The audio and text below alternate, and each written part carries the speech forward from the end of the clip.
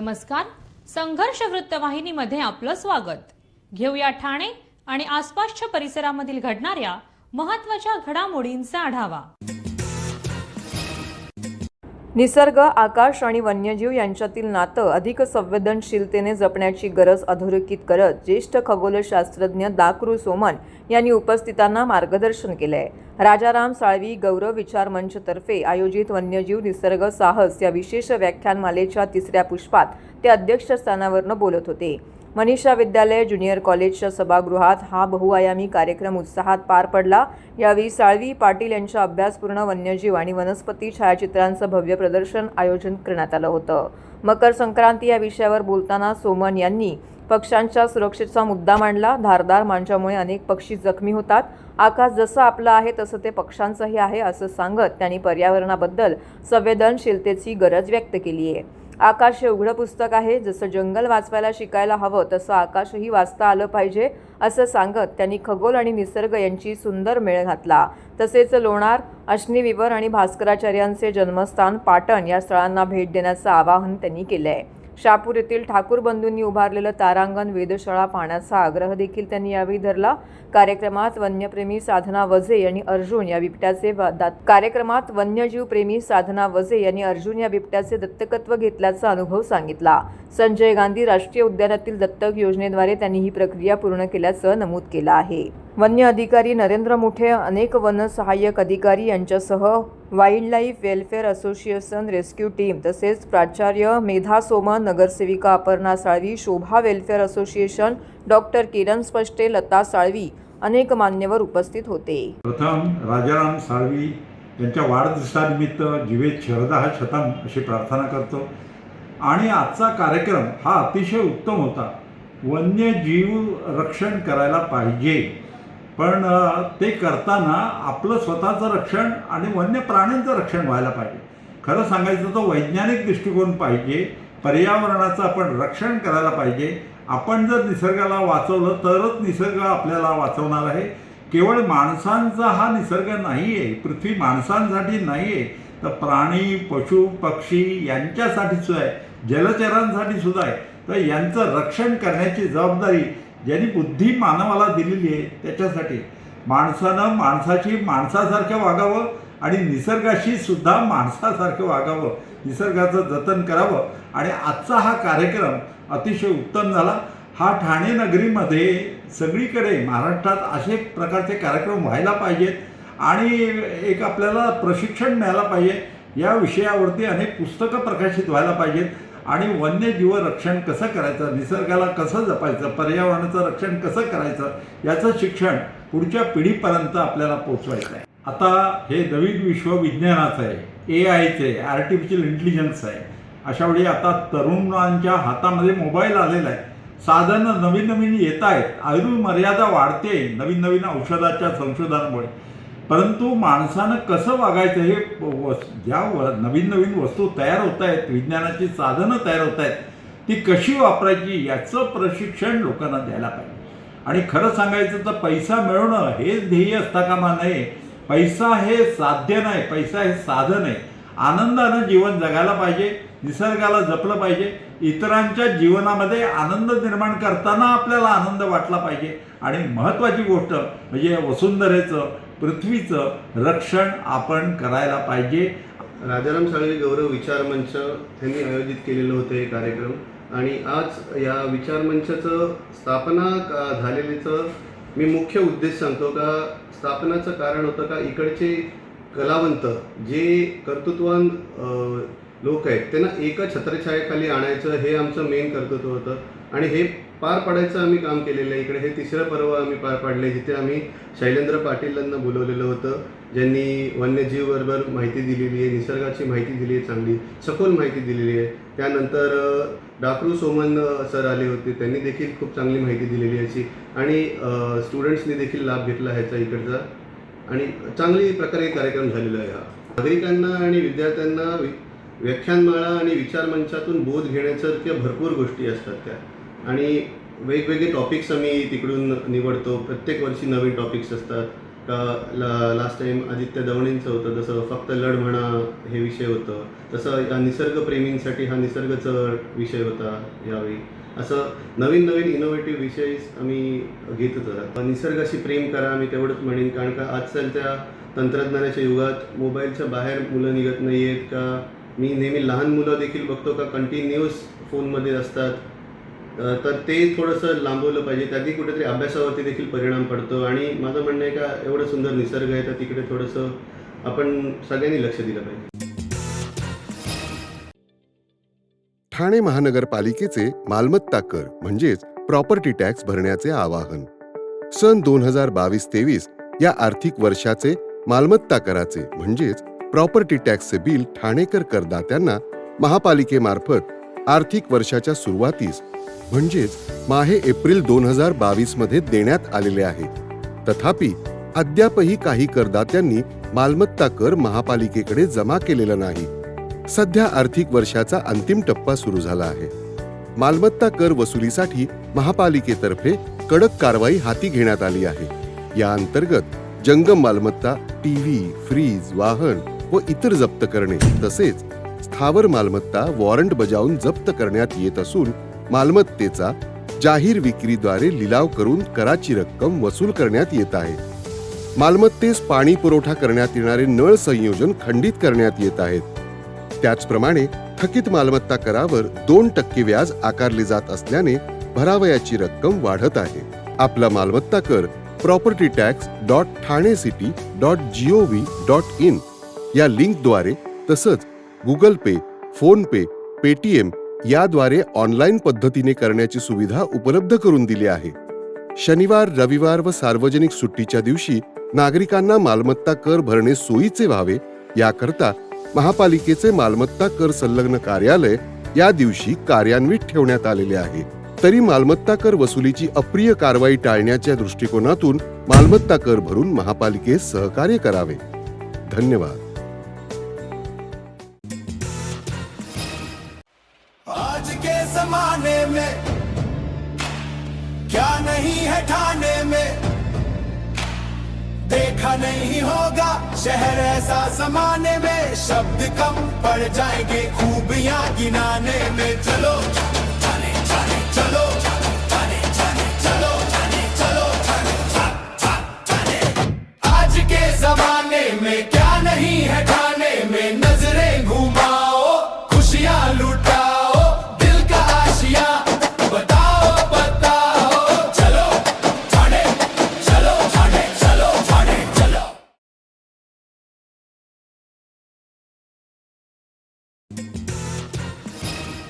CREDAI MCHI Thane यांच्या वतीने ठाण्यामध्ये आयोजित केलेल्या 23व्या भव्य प्रॉपर्टी प्रदर्शनाचं उपमुख्यमंत्री एकनाथ शिंदे यांच्या मार्गदर्शनाखाली आमदार निरंजन डावखरे यांच्या हस्ते उद्घाटन करण्यात आलं आहे. बाळकुम येथील दोस्ती वेस्ट काउंटीमध्ये आजपासून सुरू झालेलं हे प्रदर्शन 19 तारखेपर्यंत सुरू राहणार आहे. या प्रॉपर्टी प्रदर्शनामध्ये उत्तम दर्जाची घरं, आधुनिक सुविधांची माहिती एकाच छताखाली दिली जाते. सकाळी या उद्घाटनाच्या सोहळ्याला आमदार निरंजन डावखरे, महापौर शर्मिला पिंपोळकर, उपमहापौर कृष्णा पाटील, नगरसेवक संजय भोईर, नगरसेविका उषा भोईर, सपना भोईर यांची प्रमुख उपस्थिती होती. यावेळी महापालिका आयुक्त सौरभ राव हे देखील आवर्जून उपस्थित होते. यावेळी क्रेडाई MCHI ठाणे संस्थेचे अध्यक्ष सचिन मिरानी, क्रेडाई MCHI ठाणेचे निर्वाचित अध्यक्ष गौरव शर्मा, सचिव फैयाज विराणी, प्रॉपर्टी प्रदर्शन समितीचे अध्यक्ष विभव बोरकर, खजिनदार जय वोरा, क्रेडाई MCHI ठाणे युवा शाखेचे अध्यक्ष निमित मेहता यांच्यासह अनेक मान्यवर उपस्थित होते. क्रेडाई MCHI ठाणे संस्थेने 22 वर्षापासून घरांच्या विक्रीत ठाणेकरांचा विश्वास संपादन केला आहे. गेल्या 22 वर्षांमध्ये भरवलेल्या प्रदर्शनाच्या माध्यमातून हजारो नागरिकांना दर्जेदार व उत्तम सुविधांची घरे किफायतशीर दराने उपलब्ध झाली आहेत. त्यामुळे क्रेडाई MCHI ठाणे यांच्या प्रदर्शनात गृहविक्रीचे व प्रदर्शनाला भेट देणाऱ्या घर खरेदीदारांचे नवनवे उच्चांक प्रस्थापित झालेले आहेत. यंदा MCHI हे तो भरोसा आहे ही टॅगलाईन घेऊन प्रदर्शन भरवण्यात आले अशी माहिती अध्यक्ष सचिन मिराणी यांनी दिली आहे. या प्रदर्शनात ठाणे शहरातील नामांकित बांधकाम व्यावसायिकांची दालनं असतील. नागरिकांना एकाच ठिकाणी गृह कर्जासाठी विविध बँकांचे प्रतिनिधी आणि खाजगी वित्तीय संस्थांबरोबर संपर्क साधता येईल. या प्रदर्शनात कौटुंबिक आणि विविध विषयांवरती माहिती देणारे कार्यक्रम आयोजित करण्यात आले आहेत. त्याचबरोबर महारेरा कायद्यातील तरतुदींबाबत कार्यक्रमातून माहिती दिली जाईल, असे अध्यक्ष सचिन मिराणी यांनी सांगितलं आहे. प्रॉपर्टी प्रदर्शनाला येण्यासाठी ठाणे रेल्वे स्टेशनच्या पूर्वेकडील आनंद चित्रपटगृहापासून मोफत बससेवा उपलब्ध राहतील. या प्रदर्शनात मोफत प्रवेश असून पार्किंगही मोफत ठेवण्यात आलेली आहे.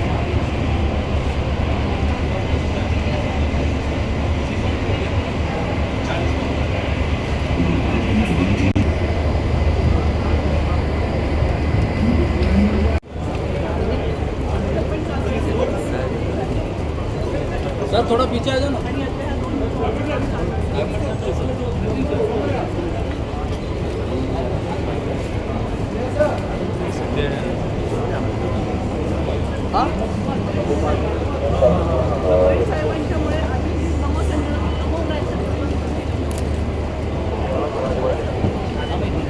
सर जरा काय आहे का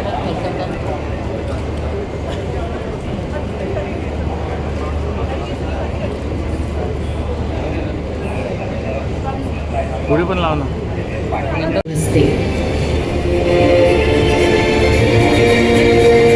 ठाण्यामध्ये MCHIच्या प्रॉपर्टी एक्झिबिशनचं सुरुवात झालेली आहे आणि 3 दिवस सातत्याने दोस्ती काउंटी या इकडे वेगवेगळे ठाण्यामध्ये होणारे प्रोजेक्ट्स हे शोकेस केले जाणार आहेत. खऱ्या अर्थाने ठाण्यामध्ये जो डेव्हलपमेंट होत आहे त्याचं एक चित्र आपल्याला या इकडे बघता येईल आणि त्याच्यामुळे अतिशय सुंदर प्रोजेक्ट्स हे ठाणेकरांसाठी या इकडे प्रॉपर्टी एक्झिबिशनमध्ये MCHIच्या माध्यमाने या इकडे प्रदर्शित केलेले आहेत.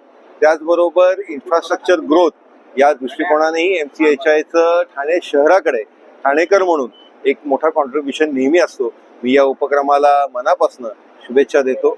धन्यवाद. क्रीडा MCHI ठाण्याचा 23वा एक्झिबिशनचा सोहळ्यामध्ये तुम्हाला सर्वांचा मनापासून स्वागत करतो मी. आणि तुम्ही इकडे या. आम्ही फक्त या टाईम डेव्हलपर्सनी फक्त आपला स्टॉल नाही लावला आहे. आम्ही ठाण्यामध्ये काय काय इन्फ्रास्ट्रक्चरचा डेव्हलपमेंट होतो आहे आणि काय ठाणा घडणार आहे 4 वर्षानंतर ते आपण एक कल्पना देतो लोकांना आणि कशा नवी ठाण्यात तुमचा एक राहायचा पूर्ण आणि बघायचा एक दृष्टिकोन तुमचा बदलणार ते तुम्हाला करणार. टोटल 40 स्टॉल्स आहे. बँकेच्या पण आहे आणि डेव्हलपर्स पण आहे. 100 पेक्षा जास्त प्रोजेक्ट्स आहे. तुम्ही या, तुम्ही बघा.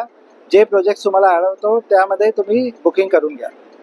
खरं तर ठाणेकरांना ही खरंच एक सुवर्ण संधी आहे की प्रॉपर्टी एक्झिबिशन दरवर्षीप्रमाणे यावर्षी मोठ्या संख्येने आज इथे उपलब्ध आहे आणि एकूण 48 स्टॉल खरं तर आज इथे उपलब्ध आहेत. अनेक बिल्डर त्यांच्या चांगल्या चांगल्या सुविधांसह आपल्याला ठाणेकरांना इथे उपस्थित दिसतील आणि आपले मान्यवर आमदार साहेब आहेत. माननीय महाराष्ट्र राज्याचे उपमुख्यमंत्री एकनाथजी शिंदे साहेब यांच्या हस्ते हे इनॉग्रेशन आज इथे होणार आहे आणि मला वाटतं ठाणेकरांना ही खूप चांगली सुवर्ण संधी आहे. ठाणेकरांनी येऊन इथे या सगळ्या आपल्या प्रोजेक्टबद्दल माहिती करून घेण्यात यावी. एकूण किती दिवस हे चालणार आहे आपलं? 3 दिवस चालणार आहे हे एक्झिबिशन आणि ठाणेकरांना मी आवाहन करेन की त्यांनी येऊन या संधीचा लाभ घ्यावा. धन्यवाद.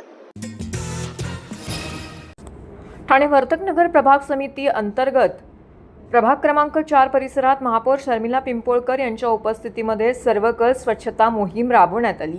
या मोहिमेमध्ये Vasant Vihar circle, Nalpada, Khevra circle, happy valley circle, Manpada signal तसेच टिकुचिनीवाडी रोड व आजूबाजूचा परिसर स्वच्छ करून रस्ते पाण्याने साफ करण्यात आले. यावेळी स्थानिक नगरसेवक मुकेश मुकाशी, सिद्धार्थ पांडे, उपायुक्त दिनेश तायडे, मधुकर तायडे, आरोग्य अधिकारी डॉक्टर राणी शिंदे उपस्थित होते. उपमुख्यमंत्री एकनाथ शिंदे यांच्या संकल्पनेतून ठाणे शहरात सुरू असलेली सर्वकष स्वच्छता मोहीम महापौर शर्मिला पिंपोळकर यांच्या मार्गदर्शनाखाली सर्व प्रभागात व्यापक स्वरूपामध्ये राबवली जात आहे. प्रभाग क्रमांक 4 मध्ये राबवण्यात आलेल्या मोहिमेस नागरिकांचा उत्स्फूर्त असा प्रतिसाद मिळाला. स्वच्छतेची शपथ घेऊन या मोहिमेस प्रारंभ करण्यात आला. घनकचरा व्यवस्थापन विभागामार्फत सुमारे 150 सफाई कर्मचाऱ्यांची नियुक्ती करण्यात आली होती. यासाठी 2 जेटिंग मशीन, शौचालय, स्वच्छता गाड्या, C&D, JCB, डंपर तसेच लहान मोठ्या मिळून 10 घंटा गाड्या तैनात करण्यात आल्या होत्या. मोहिमेदरम्यान एकूण 10 टन कचरा व माती उचलण्यात आलेली आहे. या स्वच्छता मोहिमेत गार्डन विभाग, अतिक्रमण विभाग, फायलेरिया विभाग तसेच बांधकाम विभागाचे अधिकारी कर्मचारी उपस्थित होते. मुख्य स्वच्छता निरीक्षक मयुरी वाखरिया, उपमुख्य स्वच्छता निरीक्षक लक्ष्मण पुरी, हेमंत चौधरी, बांधकाम विभागाचे अभियंता रणधीर यांसह इतर स्वच्छता निरीक्षक येथे उपस्थित होते. मान्सूनपूर्व कामे वेळेत पूर्ण व्हावीत तसेच महापालिका कार्यक्षेत्रात पावसाळ्यात नागरिकांना कोणतीही अडचण निर्माण होऊ नये यासाठी सर्व यंत्रणांनी सज्ज राहावे. नालेसफाई, गटार स्वच्छता, खड्डे बुजवणे, धोकादायक झाडांच्या फांद्यांची छाटणी, स्ट्रीट लाईट दुरुस्ती, शहरातील सखल भाग तसेच पाणी साचणाऱ्या ठिकाणांवरती विशेष लक्ष ठेवून आपत्कालीन परिस्थितीत तातडीने उपाययोजना करता येतील या दृष्टीने नियोजन करण्याच्या सूचना आयुक्त सौरभ राव यांनी बैठकीदरम्यान सर्व विभागांना दिलेल्या आहेत. नागरी संशोधन केंद्र येथे झालेल्या बैठकीस अतिरिक्त आयुक्त 1 संदीप माळवी, अतिरिक्त आयुक्त 2 प्रशांत रोडे, सर्व उपायुक्त, सर्व सहाय्यक आयुक्त, विविध विभागांचे विभाग प्रमुख उपस्थित होते. नागरिकांच्या समस्या थेट समजून घेण्यासाठी आणि कामामध्ये पारदर्शक राहण्याकरिता नगरसेवकांचा सहभाग महत्त्वाचा आहे. त्यामुळे प्रत्येक विभागाने नालेसफाईचं नियोजन करताना स्थानिक लोकप्रतिनिधींशी समन्वय साधावा, असं आयुक्त सौरभ राव यांनी नमूद केलं आहे. खासदार डॉक्टर श्रीकांत शिंदे यांच्या मार्गदर्शनाखाली tennis cricket sports federation of इंडियाला संलग्न असलेल्या ठाणे वॉर्ड क्रिकेट कमिटीच्या वतीने ठाण्यामध्ये TWPL क्रिकेट स्पर्धेचं आयोजन करण्यात आलेलं आहे. या स्पर्धेचा भव्य उद्घाटन सोहळा 17 एप्रिल रोजी सायंकाळी 7 वाजता साकेत पोलीस मैदान ठाणे येथे मुंबई क्रिकेट असोसिएशनचे अध्यक्ष अजिंक्य नाईक, उपाध्यक्ष आमदार Jitendra Awhad, tennis cricket federation of India अंतर्गत महाराष्ट्र झोन अध्यक्ष अभिजित दरेकर, MCA सदस्य नगरसेवक विकास रिपाळे इत्यादी प्रमुख मान्यवरांच्या उपस्थितीमध्ये होणार आहे.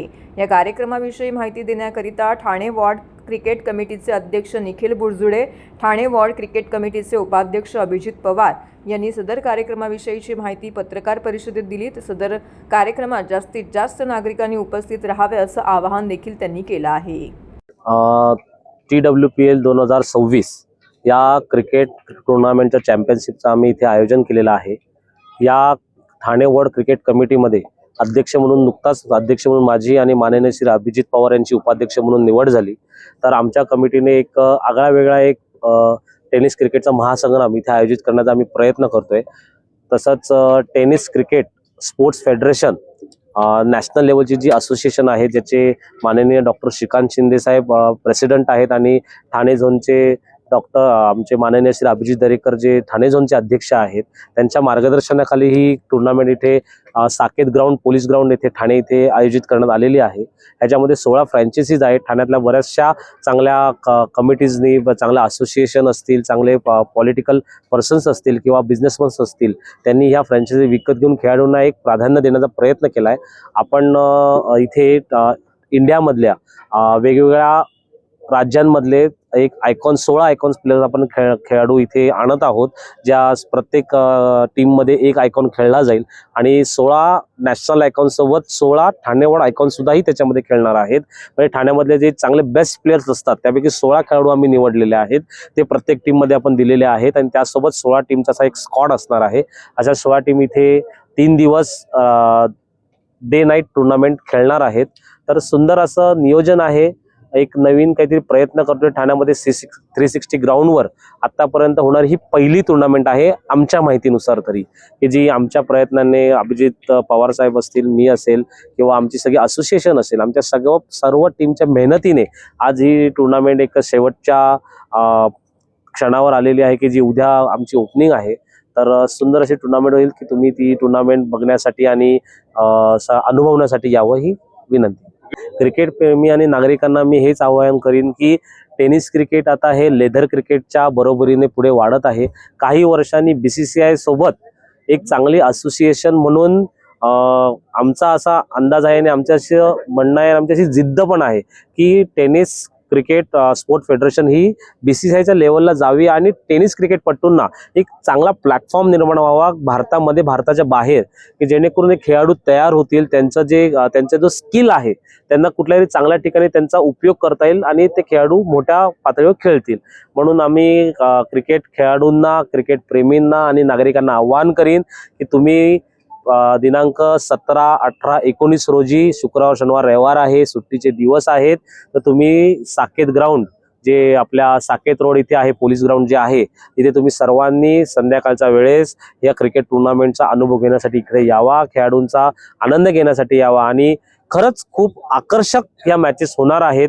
तर मी सगळ्यांना आग्रहाचं निमंत्रण देईन. धन्यवाद. सन्माननीय अध्यक्षांनी सांगितल्याप्रमाणे निखिलजी बुडजड यांनी सर्व बाकीच्या गोष्टी तर सांगितल्याच आहेत, पण आपण टोटल 15 ते 20 लाखापर्यंत सगळा बक्षिसांचा खर्च टोटल गेलेला आहे.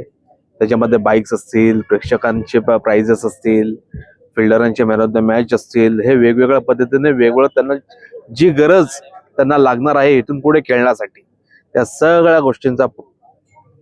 सगळ्या गोष्टी या आपण बक्षिसा रूपात या आपल्या खेळाडूंना आपण देत आहोत.